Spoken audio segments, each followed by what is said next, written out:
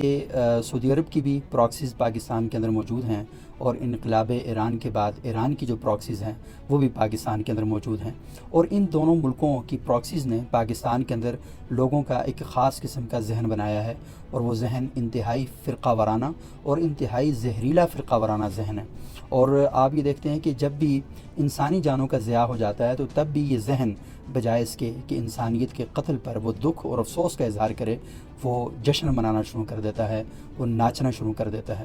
اور ہم یہ بھی دیکھتے ہیں کہ سوشل میڈیا پر ہی جب یہ ایران پر حملہ ہوا تو ایران پر حملے کے فوراً بعد کچھ عناصر نے اپنا سابقہ بغض نکالنا شروع کر دیا۔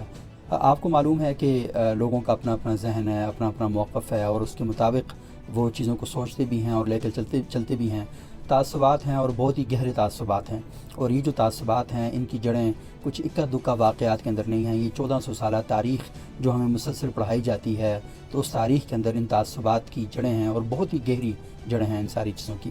گزشتہ دنوں جب ٹرمپ نے دورہ کیا تھا سعودی عرب کا، قطر کا، کویت کا اور متحدہ عرب امارات کا، تو اس وقت پاکستان میں جو ایرانی پراکسیز کے لوگ تھے ان کی جانب سے سوشل میڈیا پر بڑا تمسخر اڑایا گیا، اور ایسی باتیں کہی گئیں کہ جو بہت ہی ناشائستہ تھیں اور غیر اخلاقی تھیں، لیکن وہ باتیں ساری سوشل میڈیا پر ہم نے دیکھی۔ اچھا، اس کے ساتھ ساتھ جو ایک اور بات یہ ہے کہ جب بھی سعودی عرب کا یا ایران کا کوئی واقعہ ہمارے سامنے آتا ہے تو پاکستان میں جو رد عمل آتا ہے وہ سعودی عرب سے اور ایران سے زیادہ بڑا ہمیں دکھائی دیتا ہے۔ یعنی سعودی عرب میں اتنی ٹینشن نہیں ہوتی یا ایران میں اتنی ٹینشن نہیں ہوتی جتنی ٹینشن ہم پاکستان کی سرزمین پر دیکھتے ہیں۔